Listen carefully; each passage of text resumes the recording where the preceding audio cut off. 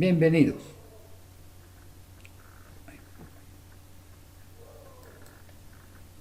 Bienvenidos.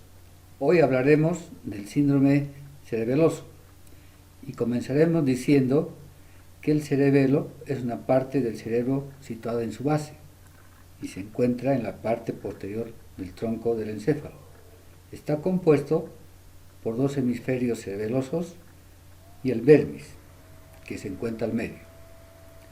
Antes de hacer un análisis completo de lo que es el síndrome cerebeloso, debemos entender cómo funciona esa estructura a la que hemos llamado cerebelo y cuya función principal es lograr que los movimientos sean uniformes y coordinados. Podríamos mencionar que las funciones del cerebelo es la regulación de los movimientos corporales y decir que quizás ésta tenga un papel más importante y cuyo valor resalta en que es fácilmente identificable. Un hecho conocido desde que se realizaron los experimentos, las investigaciones por el italiano Luigi Giolando en el siglo XIX. Una patología a nivel cerebelo provoca el síndrome cerebeloso, el cual se encuentra dentro de los trastornos de la coordinación, como es el caso de esta tomografía que vemos, donde se observa un absceso en el hemisferio cerebeloso izquierdo. La imagen se la ve como reforzada por el contraste alrededor del absceso.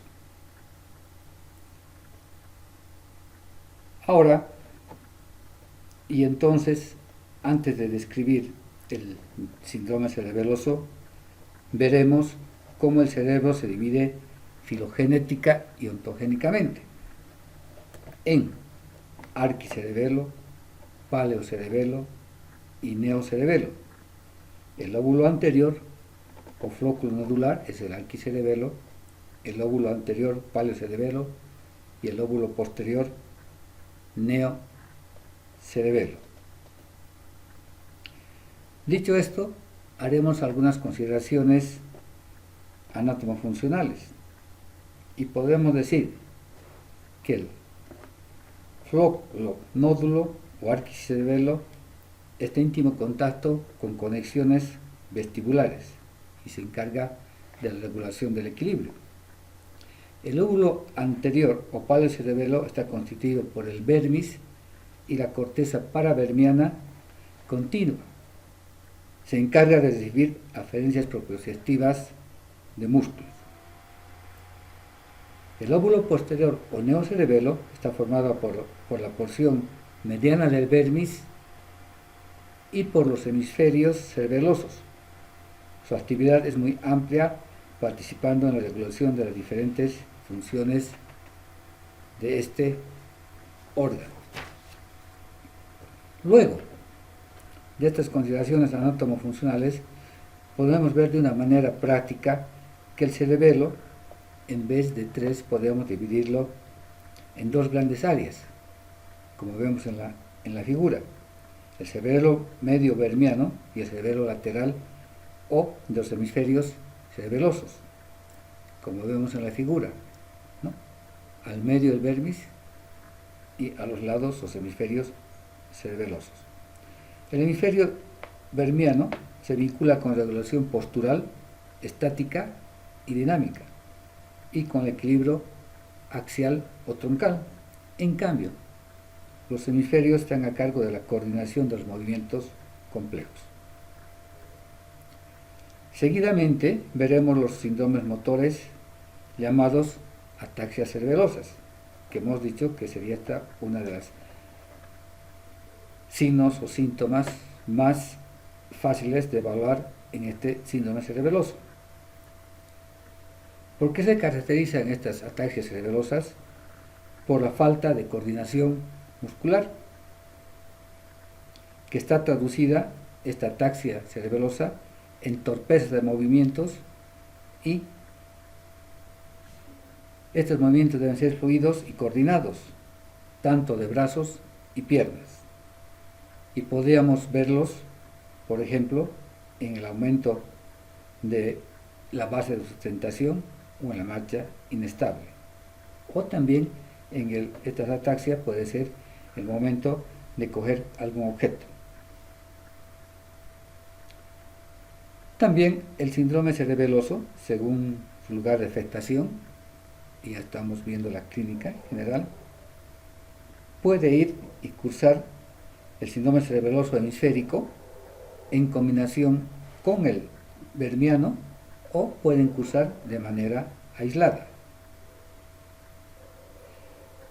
Entonces, podemos continuar hablando, y esto es importante, ya yendo al síndrome del diagnóstico topográfico, y dividiremos los síndromes vermianos y los síndromes de los hemisferios cerebelosos.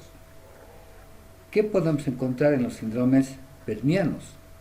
Podemos encontrar signos o síntomas como son el aumento del plano de sustentación o trastornos de la marcha, como es la marcha de ebrio. Síndromes de los hemisferios cerebelosos nos pueden mostrar dismetría, como por ejemplo son las pruebas de índice-nariz, índice-índice, talón-rodilla. Hipotonía expresada en el reflejo péndulo. Adiacodocinesia, temblor, palabras cándida y otros signos y síntomas. Otras consideraciones respecto al síndrome cerebeloso del vermis y de los hemisferios cerebelosos nos llevan a que de manera general podamos encontrar y poner como ejemplos, ¿no? En el caso del síndrome vermiano, la causa más frecuente es el medulloblastoma. Es un tumor que se encuentra a nivel de vermis en los niños, ¿no? Dado que el vermis es el único que influye en la estructura de la línea media, se manifiesta como la incoordinación muscular que afecta a la cabeza y al tronco. Esta incoordinación de la cabeza y el tronco se produce unas alteraciones en la marcha y hay una tendencia de la caída hacia adelante o hacia atrás. No pueden mantener fija la cabeza.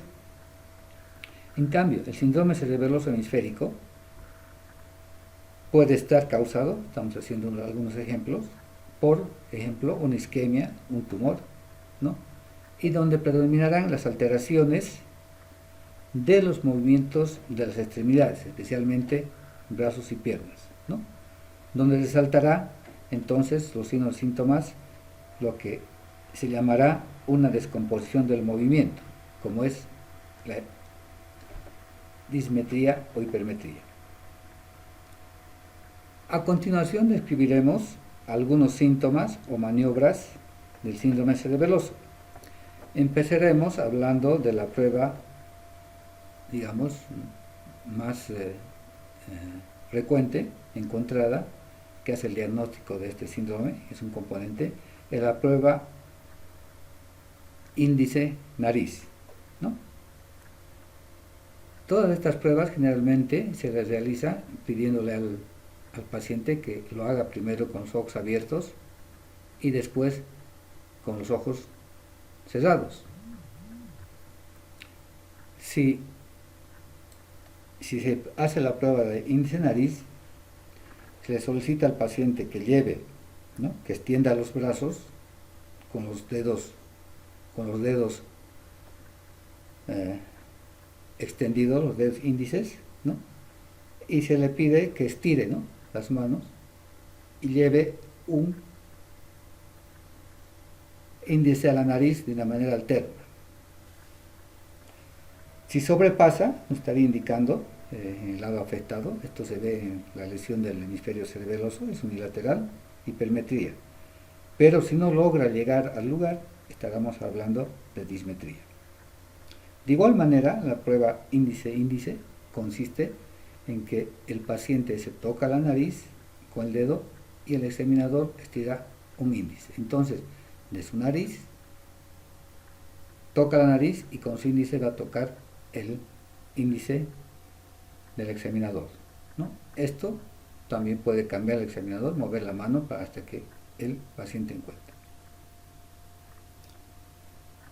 La prueba pendular o del péndulo es un reflejo rotuliano donde se evidencia hipotonía, y al realizar esta prueba se ve en la figura cómo el pie empieza a balancear, ¿no?